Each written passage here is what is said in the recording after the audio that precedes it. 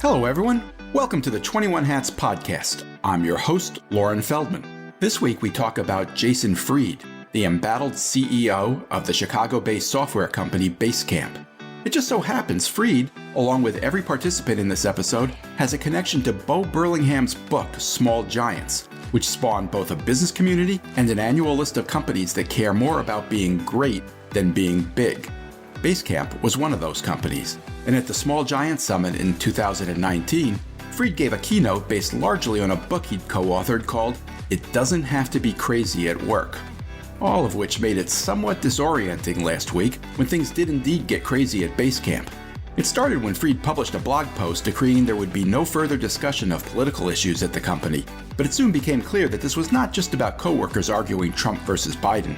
By Friday, a third of the company's 57 employees had resigned.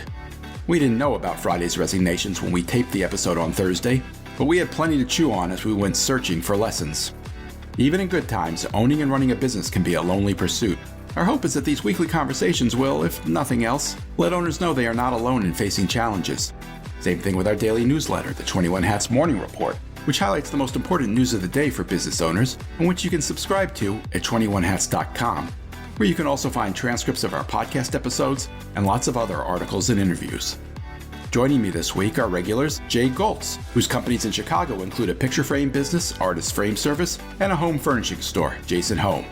William Vanderbloemen, who is CEO of Vanderbloemen Search Group, a recruiting firm based in Houston that works with churches and other faith-based organizations. And Dana White, who is CEO of Paralee Boyd, a chain of hair salons based in Detroit. The episode is titled, Did It Have to Get Crazy at Basecamp? Welcome, Jay, William, and Dana. I want to do something a little bit different this week, which is talk about a company in the news, and not really for a good reason.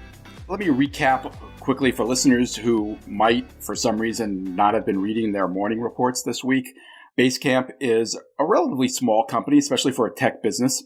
But one with a big reputation. One of its co-founders, Jason Fried, writes a column for Inc. magazine. They're well known for being kind of anti-Silicon Valley, anti-venture capital, anti-growth for growth's sake. And they're known for a lot of progressive management policies. For example, they've been working remotely for, I think, more than a decade.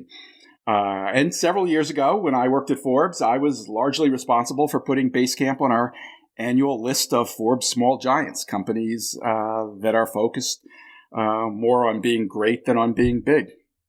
And then this week, one of the co-founders, Jason Fried, kind of dropped a bomb in a blog post. He announced a number of things. I'll list them quickly. No more societal and political discussions at Basecamp. No more paternalistic benefits, such as fitness program, wellness program. No more committees. No more lingering or dwelling on past decisions. No more 360 reviews. No forgetting what we do here. We make project management, team communication, and email software. We are not a social impact company. Since that bomb dropped, there's been a lot written, a lot of discussion. A couple of things have come out since then. One was this, what seems to have triggered this is the existence of a file in the company's own Basecamp communication system, a file in which employees were keeping a list of funny, quote unquote, funny names of some of their customers. And these names were non-Eurocentric names, ethnic names. None of them have been disclosed, but I think you get the idea. So that's one thing that's come out since then. And the other thing is Basecamp, in light of all this, has told employees that they can get a severance package of as much as 6 months if they now want to leave the company. No questions asked.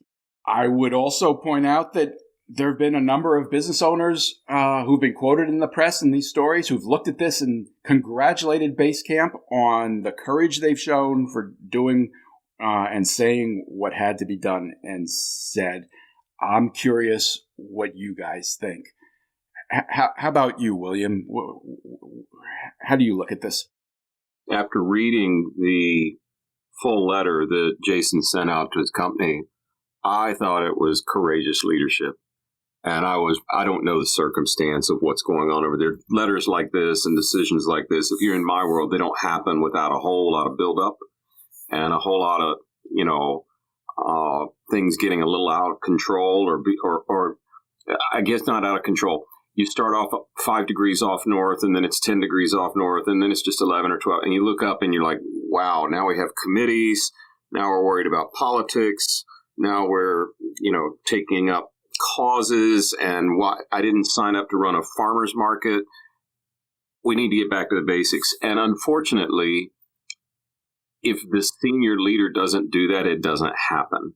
And it's just great to see, in my mind, and I might be wrong, but I think it's great to see a founder willing to make the call that really only the founder can make, or the CEO, maybe, if you're not the founder, and just say, hey, this is what we're doing on a much, much, much, much smaller scale. We dealt with this just 2 weeks ago in the when are we going to come back to work question of COVID. And I listened to all the people and I listened to their ideas, and they're good, smart people, and I love them, and I'm glad we work together. And at the end of the day, I just really disagreed with them. And I said, hey, guys, I don't do this often, but, I have listened to your opinions. I have heard what you have to say. I think you're smart. I'm so glad you think you can give those opinions. And now I'm making my decision, and you need to just trust me on it and live with it. And when I saw what Jason did, which was much more bold and probably will cost him a lot of employees, I thought, that's a guy who has not just gone into the coast mode. He's still making the hard decisions. I have a client who runs a very large church, and he's a wonderful guy. He's very well known nationally. And I was with him not too long ago, and he said, William, I think I preach for free. And I said, what do you mean? They don't pay me to preach. I like preaching. I do that. It's great. I guess I'm pretty good at it. It seems to be working.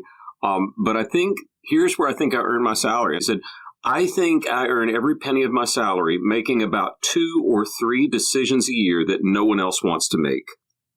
And that's what I was reminded of when I read this thing from Jason. So I'm just applauding him. I want to write him. I'm a very early client of his.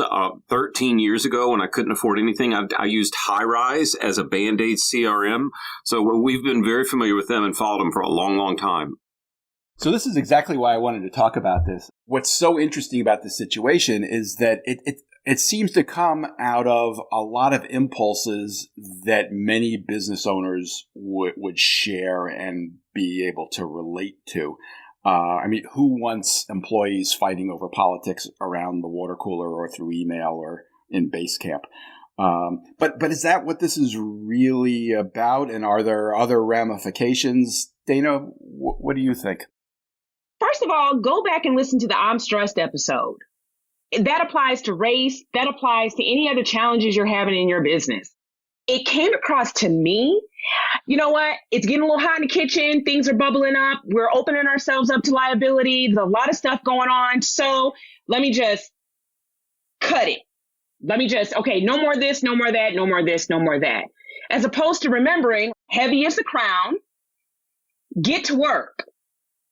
I think it was a hard decision to make. Yep. Okay. But there's a lot of business decisions that we make in leadership that are hard decisions to make. But I think his is in reaction to what he either is not going to do or what he's not capable of doing, instead of getting in the work, getting in the weeds and affecting change within his culture. If you're seeing, for example, you've got a culture where your customer service reps are making fun of names that don't sound like Amy, Brad, Paul, and John, well, then that's something you need to change. That's something you need to work on and saying, well, no, we're not doing A, B, C, and D. Taking away, paternalistic programs, don't take them away. Just reward people differently who don't want to participate in them. Right. So if I don't want to participate in the workout discount, okay, so then here's some other things you might want to do. But to me, get into it. Don't just cut it off. Because of, and we really don't know why, what are the details. And I think it's very interesting that he's going to make these broad sweeps and not really go into why he's doing it, but to say, we're just not going to talk about politics instead of why aren't we talking about politics like this? Take a stand. One of the committees that he eliminated, Dana, was a committee on diversity, equity, and inclusion that employees had created in response to the revelation of the existence of that file making fun of customer names. You referred to the conversation that we had back a year ago in the George Floyd aftermath. One of the things you did for us there was to kind of open our eyes to how this would look to an employee of color showing up at work in the morning and thinking about, the values of the business where they worked. What would you imagine an employee at Basecamp thinking, reading this? If I was an employee there, I'd be like, oh, he just isn't going to try anymore. And in this day and age, corporate culture needs to understand you're no longer in the place where you can't deal with it anymore. You're either going to deal with it or not. What did I say in I'm stressed? You're either over here or you over there. But I'm saying he's copping out. Really? That's what you're going to do as a leader? You're just going to, heavy as the crown, so you're just going to take it off? No. Boy, no. That's how I feel. Like he just kind of just said, well, I'm not going to deal with this anymore because I'm either ill-equipped or I don't feel like it. Jay, what do you think? I'm just taken aback. William, I have to ask you, did you read his original email or blog, the entire thing word for word? Did you actually see the original document? Jay, what helps me is every morning to read the 21 Hats email that I get. It's like food for my brain, right? And in there was a really helpful link to his original document. And that's what I read. So, assuming that's right, that's what I read. Let me jump in here. You should know the background. Jason sent this blog post out through a Basecamp product called Hey, a new form of email. It looks like an email. It behaves like a blog post, whatever. I quoted from the original version that he sent out that way, but they archive it on a website and they edited that subsequently. So if you click the link in the morning report, you went to the archived version, which was slightly different. So for example, it instead of saying no more societal or political discussion at Basecamp, it's now said no more societal or political discussion on Basecamp's main communication platform. Gotcha. That's very, very, very different. Yes, it is. He's saying don't use our software that is meant to take care of business to have these discussions. Please have it somewhere else. That is a very different message than what this original thing is. And I have to quote from this before I give you my opinion. This is the part that just, as Huxley offers in The Doors of Perception, we live together, we act on and react to one another. But always and in all circumstances, we are by ourselves. The martyrs go hand in hand into the arena. They are crucified alone. Embraced, the lovers desperately try to fuse their insulated ecstasies into a single self-transcendence. In vain. By its very nature, every embodied spirit is doomed to suffer and enjoy in solitude. And his comment to that is, heavy, yes, but insightful, absolutely. A relevant reminder, we make individual choices. What the hell does that mean? What a uplifting, inspiring thing about teamwork and working together for... I was cringing through this entire thing, and I don't know the guy. I've read his stuff. I've always been proud that he's a Chicagoan, and he runs this wonderful company that was a small giant. And I don't know how you can read this without saying, no, not really small giants, giant asshole. I don't know how you could. I'm shocked that anyone can read this and not think, oh my God, have you lost your shit? He's basically saying no social responsibility, like he said in here. It saps our energy and redirects our dialogue towards dark places. You mean like watching TV every night in Chicago, seeing another kid's been shot? You mean those kind of dark places? We should avoid those conversations, or the it's my company tirade. It's my company. I'm going to do whatever I want. How disheartening for his employees that have put their heart and soul into this teamwork company. If you read any of the responses from the employees, this isn't my opinion. What what matter does that make? I don't work for him. His employees, some of them are completely heartbroken that this wonderful small giants company of support and love and working together for a common goal is now, it's my company. I'm going to do whatever I want. If you don't like it, I'll pay you 6 months. You can leave. I'm taken aback, and I don't know the guy. I don't think he meant that to be the message. I think the message was, hey, this is really getting hot at work. What I would call, William, I have to tell you, the fact you call it courageous leadership, I wish this was, my mouth's been hanging open.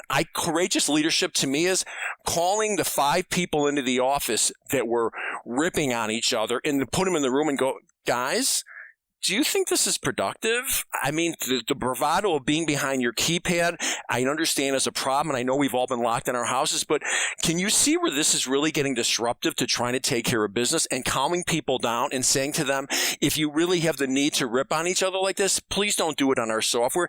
That, to me, is leadership, not throwing out the baby with the bathwater and having a temper tantrum saying, I don't want to be involved with any of this stuff. And I'm hoping he's had a bad day. I'm hoping that he, like me and like many others, are worn out from the last year and his nerves are shot.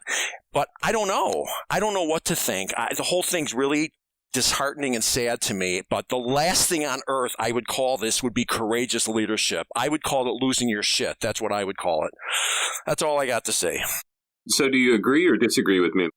I'm not sure. Let me get back to you. Let me send you a note. No, and like I said, to be fair to you, I don't know that you read the whole thing from the beginning to end and have the original copy, but there are so many lines in here that are just, it's none of our business what you do outside of work.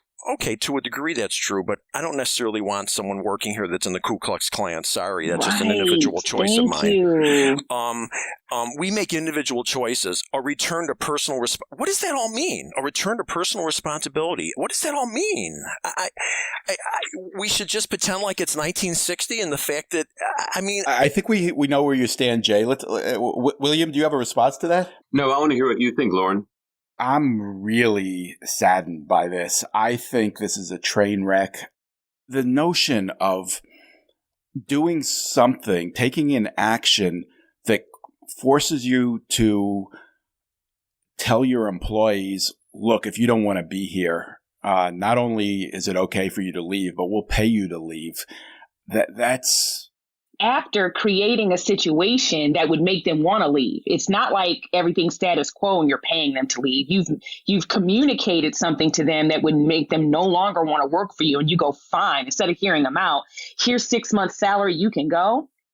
Now, let me say this. I think the part that you're responding to, William, is a part that a lot of people share your opinion on. And I referred to this earlier. If this were just a discussion of, do we really want to have political conversation taking up time at the office, a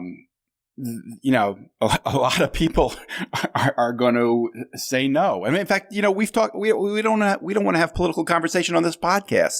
But once he drops the word societal in there, I think that changes it dramatically. And then there's the way he did it. And I totally agree with that. That I understand his frustration of, can we stop with this? We got to I totally understand that. I just don't think he communicated it properly. And I think he could have had some conversations with the people that were out of control there, if that's what the case is, though. I don't even know if that's the case anymore. I think this isn't management. This isn't leadership. This is a temper tantrum. I'd love to know more about the situation, because I'd say, everybody can fly off the handle and blow a fuse, right? Absolutely. And if ever you're going to fly off the handle and blow a fuse, arguably the end of 2020 and the beginning of 21 would be the time. But man, watching his work for 21 straight years and not acting alone. The part that I liked in this was, if you're asking who made these decisions, David and I did. So A, not acting alone, and B, if you want to complain about it, complain to me, because I am going to own this decision. It's not too different from, it's sad to say, but after George Floyd was murdered, and we had that really great podcast where Dana was so awesome, I shared a little bit of, I took a pretty strong stand and sent out a letter about where I am, which means where our company is on this. So it's ridiculous. It's murder before it was convicted murder. And, we took a little bit of a beating from some people over that. You called it a lynching on the podcast. I did. And I'd call it that again. And I took a little bit of a beating for that. And that is the kind of leadership where it's like, no, if I really believe in this and I own the company and the company has gotten off course from what I believe it should be, I don't need a committee to tell me whether it gets back on course. There are times, not many, but back to my friend, 2 or 3 times a year, I think I get paid all of my salary to make decisions no one else wants to make. It's not all the time. All the time would be a fascist, micromanaging, insensitive way of leading. But there are times I'm discovering when if I don't make the hard call, things will continue to spiral in a direction that'll take us way off mission. And so I would love to know more about the details of what went on, because I got a hard time believing Jason just went Dr. Jekyll, Mr. Hyde on us. I agree. I've been wondering myself. I don't know the guy. I'm hoping he just had a really bad day, but from what it seems like, they keep backing it up with more. His partner went on there, and at the end of his whole thing, he said, well, this too shall pass. Really? Let me read the part of the original email that William's referring to. Towards the end, Jason wrote, "Who's responsible for these changes? David and I are. Who made the changes? David and I did. These are our calls, and the outcomes and impacts land at our doorstep. Input came from many sources. Disagreements were heard. Deliberations were had. In the end, we feel like this is the long-term healthy way forward for Basecamp as a whole, the company and our products." I don't know. I think there are different ways to read this, William. I think you're reading it one way. I think others might read it as, hey, it's my company. This is what I'm going to do. If you don't like it, that's your problem. He absolutely has the right to do that. Yeah, he does. But I mean, I'm listening to it, and I'm listening to you all, and I'm remembering what I read, and I'm like, yeah, because you don't know what to do. So that's why you've done what you've done. And it's hard, but it's not as hard as fixing what's in it. I mean, if you get a cut on your arm, you don't cut off your arm. It's hard. And people, oh my God, he was so courageous. He cut his arm off. No, he didn't have to, but it's stitching himself up may have been harder. How about they're making fun of people's names and they're actually documenting it and keeping a file. How about instead of having a committee, back to your point, William, making sure you stay on track going, yeah, this isn't a good idea. This was a bad idea. We need to stop doing that. We make sure you get rid of that list next. How about that? We don't need really committees to figure that out. It's just what Dana just said. How about instead of just cut your arm off so we don't have to have this conversation more? I really think it's throwing out the baby with the bathwater. Like there's absolute validity to trying to keep a civil place and get the work done and everything. But to go ahead and make an edict that there will be no more, you're right, and Lauren, you're right on the money. The second you put the word societal in there, you have to read the responses from the employees to really get this whole thing. And one of them just said, yeah, when you're the white boy going home, it's much easier. When you're the black guy, you got to worry about whether you're going to get killed by the police on the way home. I mean, we're in difficult times. Wait. Let's add this to it, Jay. And when you go home and you go to work and you come to work, we really don't want to deal with your political issue. Right. See, that's the issue I have. How are you defining political? I get it. Having the Trump Pence or, Trump Biden conversation at work, especially on the company platform, is inappropriate. But you'd be surprised at how many people, because they're uncomfortable, will classify a human rights issue as a political issue. And it sounds like that's what he's doing. But we don't know. That's the point. To your point, Dana, if he would have told us the story, give us a little narrative of something now it looks like he's just mad because people are mad they got rid of the funny name list or something. But there's a reason why he didn't. There's a reason why he didn't say anything. And I said that before. Well, I think the reason he didn't is because nobody wants to talk about a situation like somebody keeping a list of funny customer names. There's no positive side to that. There is. Yes, there is. It depends on how you stand up. I've said it before. This is what we've done, own what we've done, and this is what we're going to do in this company to fix it, because this is not who we are. That's not what he's doing. He's saying, I don't agree with it, but you know what? I really don't want to make anybody upset. Hey, if you want to make fun of names here, just don't do it on our platform, and we're going to take out anything that we think that may have encouraged you to do it, but he's still not addressing it. I want to ask William a question. You said before that you thought it was a courageous decision, but one that would cost him a lot of employees. These are people who are likely to be highly sought after, and they're being offered 6 months' pay to go find a job somewhere else. How do you square those two things? The search firm Russell Reynolds? I thought for the longest time it was Mr. Russell and Mr. Reynolds, and 200 years ago they formed a partnership. And actually, Russ is a guy. Russ Reynolds. He's a wonderful guy. He is. He's been around a while, but he's become a good friend. And the friendship started when his church called asking us to find a pastor for them, which I thought was totally hilarious. We met in Russ Reynolds' office, and they're hiring us. And I'm like, don't you have somebody at your company that can do this for you? Why are you paying me? But anyway, long story short, I looked at him. I said, look, you've been around a long time. I'm new at this. What do you wish you had known when you were new at this? And his answer was real quick. He said that every single search is unique. I said, what do you mean? He said, well, every client's unique, and then every search within every client is totally unique. So I think it would be really negligent for me to speculate on what is happening with Jason and his company without knowing more. I don't know why you do a blog post for a memo that's supposed to go to employees. It wasn't a press release. That's an entirely different thing. This to me is somehow we got part of the internal communication that, because of the way they're set up, runs external as well. Now, maybe I'm reading it wrong. A blog post would tick me off. I mean, then I do need to know, what do you mean when you say societal impact? Because, hey, we're living in a really hypercharged era where you do need to have some stand on what you believe about basic human rights and inequality like that. But this wasn't a press release. This, how I read it, which may be incorrect, was this went to employees. How do I square up the 6 months' pay? I think he knows he's going to lose people. So if now maybe this is so speculative, I hate to even say it, but if I'm sitting here saying I'm going to lose half my people, I might as well let the world know that if you get at odds with me, I'm going to pay you for 6 months while you look for something new. I see it as a recruiting tool. Not at all. No. It's like, I'm going to stab you, but I'll smile at you while I'm doing it. It's like I'll get you a cup of coffee then too.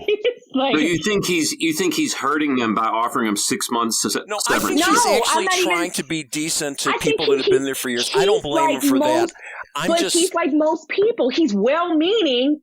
You mean well, but you sound like an idiot. You have to read what his employee, one of his employees went on and said, with his name, give him credit, like a major job. He said, I've worked at this company for years, and I've always felt good about our mission and who we work with, and now I'm just very sad. I mean, it's heartbreaking to watch was that his intent, to make people that work for him feel completely disillusioned as to who they work for and what they're about? I'm giving him the benefit of the doubt. I read this years ago. The speech you make in anger will be the greatest speech you ever regret. Never forgot that. I wish he would have just read this over, maybe waited till the next day, maybe edited some words around. I get the point of it. There is a legitimate point in this, but the tone of it, and this is not just me speaking, this is a ton of people that went on there that were commenting.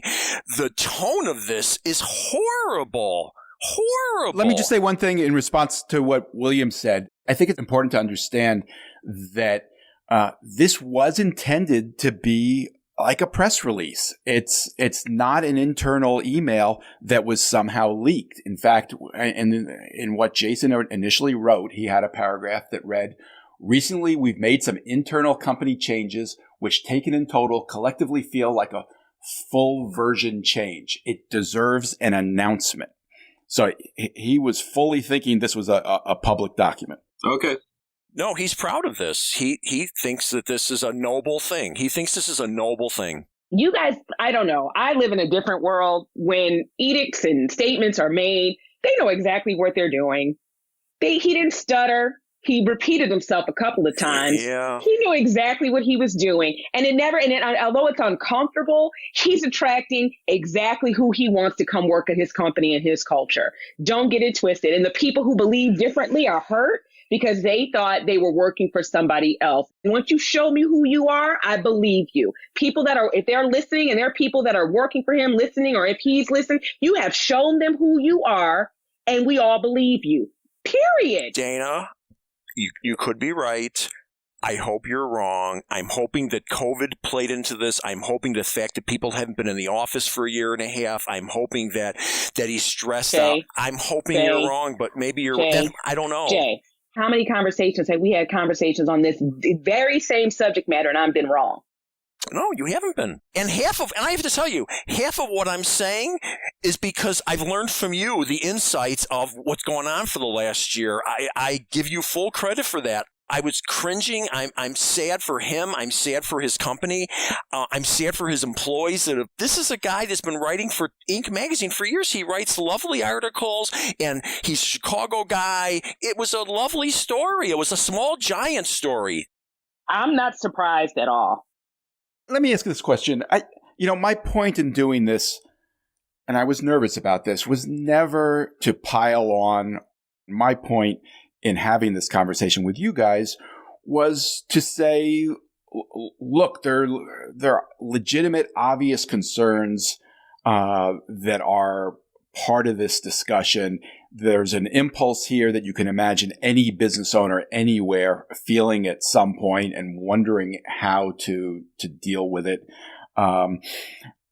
With that in mind, William, do you see this as a problem that's been created that needs to be addressed? Do you see them, as I do, as a company that's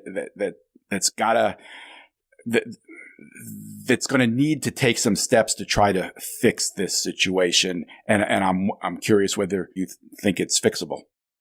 All I know is I wish I knew more. Okay. I can't.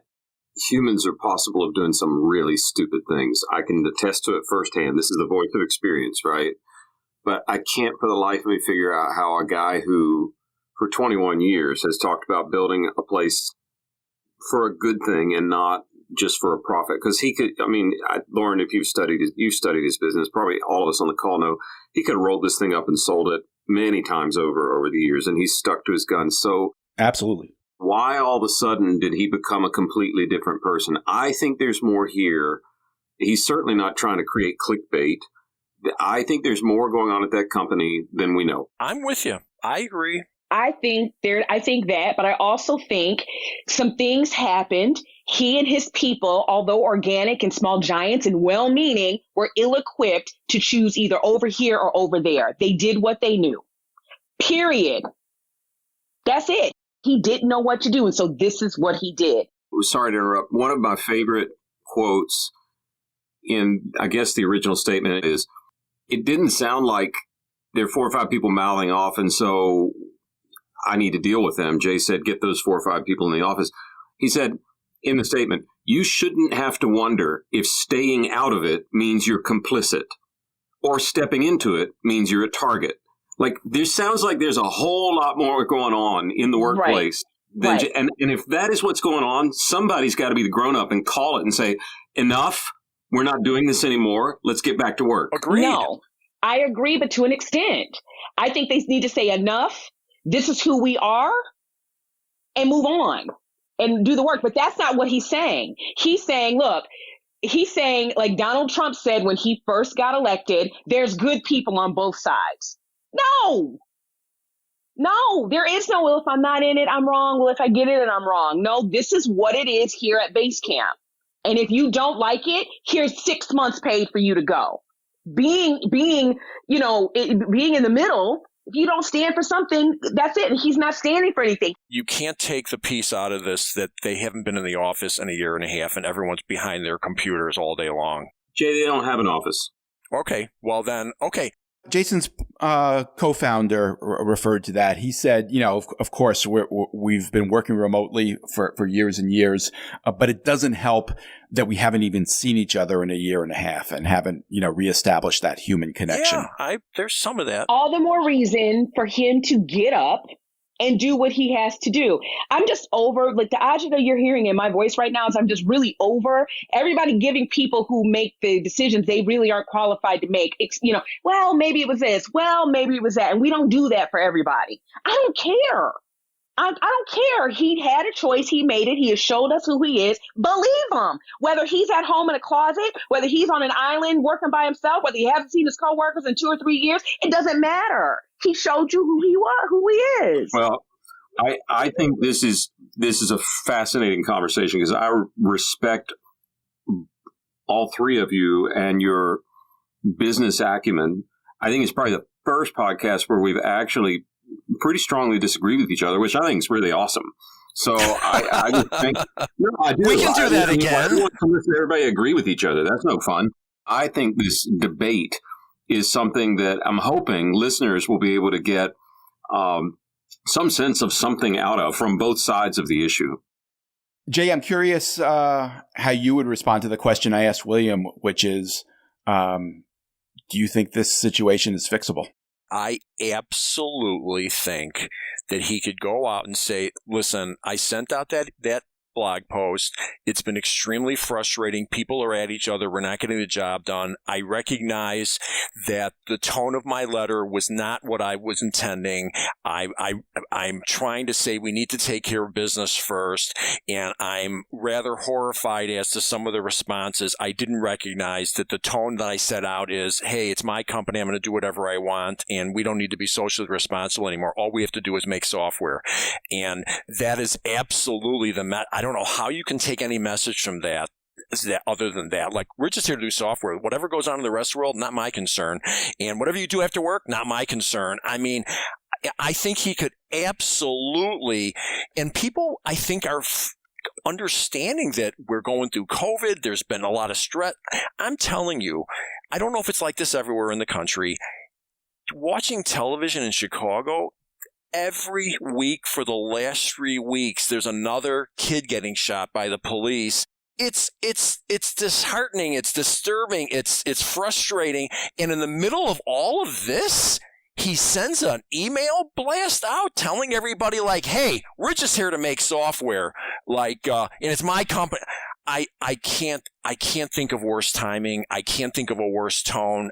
I've lost track, Jay. Are you arguing that it is fixable or that it's not fixable? Absolutely fixable. Absolutely fixable. But with that being said, I don't know that he's going to. I think he might just be, as Dana says, maybe this is who he really is. Absolutely not fixable. It's fixable to the people that he's spoken to that agree with him, sure. But from my angle, I'm good. It's not fixable. You've shown me who you are with all that's gone on in the world in the past year and a half. I see you. I don't have to agree or silently disagree with the excuses that I hear other people making you. I see who he is. I believe him. Leave him alone and move on and go to places where you are supported, not to places where you're not supported because he's too uncomfortable to deal with it. He has that privilege. Listen, she could be right. I'm not arguing. I got to tell you, it sickens me. It just really, it just really makes me sad that this is where this ends up. Within one blog post, he takes this wonderful small giants company, and now we're just here to make software. None of this is our concern. Do whatever you want. Do you guys think at all about whether this has an impact on the way people look at business owners? Yes. Yes. I'm sorry to say that too. That's why I'm so impassioned about it. I've been coming this way for the last couple of years. I'm taking CEO off of everything. I'm just going to be founder, president. The CEO has gotten so maligned as to what you hear about CEOs. I don't want to be called a CEO. I don't want to be thought of as a CEO. I'm going to be founder, president. It's really unfortunate that this is what business owners are. See, that's how they are. All they care about is money. You know, it's really unfortunate. It's anti-small giants. It's the opposite of what small giants is. And I was always proud to be in the book. I was always proud to be associated with the mentality behind it. And here's someone that was in that group, and all of a sudden, oops, maybe not. All right. I need a drink now. Well, I had some other things that I wanted to try to discuss here, but it doesn't really seem appropriate to go back to business as usual after this conversation. Oh, go for it, Lauren. Go, why not? Yeah, get us out of the mood. Let's talk about puppies and flowers. Dana, last time you were on, a couple weeks ago, you dropped a surprise that you had decided to franchise your hair salons. Yes. What's going on? Well, I drafted a letter to all my employees saying, listen, we're never, ever going to talk about societal. No, I'm kidding. I'm sorry. I had to slip that in there. Sorry. Anyway, no. So I'm in. Started the franchise process. Had the privilege of working with my first team member this week. It was 1 12-hour day, 8 to 8. The next day was, a 10-hour day, I think. And it was, wow. You talk about downloading everything about your business that's been in your head for years. It's a lot of great energy, re-engage. It's great. You've been meeting with your franchising consultant, right? Yes, sir. Yes. Have you learned anything that's either surprised you or taken you aback or made you even more excited? The one thing that made me more excited is, again, this constant, we get it. And that keeps coming up throughout the process. That's always been a hang up for me is, finding my tribe who really understands what I'm doing. And they really do. They've done their homework. One of the concerns I had was, making sure that they understand that this is a Black business that's going to serve Black people. And we're, transitioning over 100 years of hair care tradition. A cookie cutter model for franchising is not going to work here. And they've done a really good job of adapting and making sure that the franchise process that I'm going through really fits what the mission and vision is for Paralee Boyd.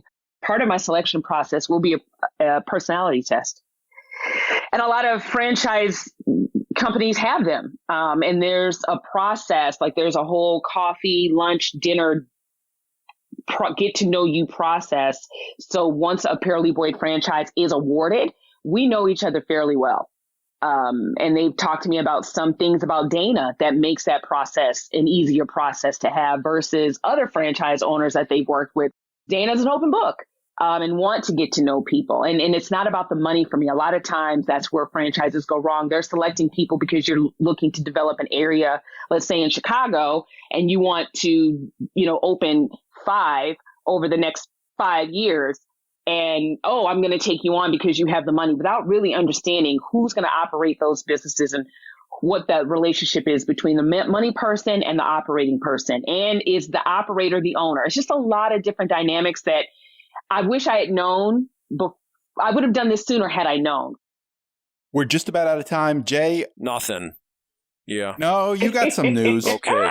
You've been telling us since, I don't know, the beginning of the pandemic. Year and a half. No, before the pandemic, year and a half. That you've been trying to get a bank loan. Any news with that? Done. What? Yeah. Congratulations. The 6th bank. And I could have had 2 babies by now. It was 18 months. And now I hear the banks are loosening up a little bit. But, yeah, and I really don't need the money anymore. And no, I really don't. But that phrase, get money when you don't need it, is true. That's not just a little quip. Is that the lesson of this situation? Absolutely. I'm going to take the money and just sit on it because who knows what's coming around the next corner. And I want to be prepared because if it turns out I need the money, the banks hide under the table whenever things get tight. And when I say I've been through 6 banks, I mean banks that their bread and butter is small business. I mean, this isn't like I was going to banks that just do car loans in the neighborhood or something. All right. My thanks to Jay Goltz, William Vanderbloemen, and Dana White. As always, thanks for sharing, everybody. Wait. Don't leave yet. If you have a question or a comment that you'd like the 21 Hats owners to address, send it to me by replying to your morning report or by email at lauren@21hats.com. That's LOREN@21hats.com. Do it now before you forget. And don't be afraid to tell Jay what you really think. He can take it. And if you got something out of this conversation, help us reach more business owners. Tell a friend. Subscribe and review us wherever you get your podcasts. Follow us on Twitter. Subscribe to the Morning Report at 21hats.com. This episode was produced by Jess Thuberon, founder of Blank Word Productions. Okay, now you can leave. Thanks for listening, everyone.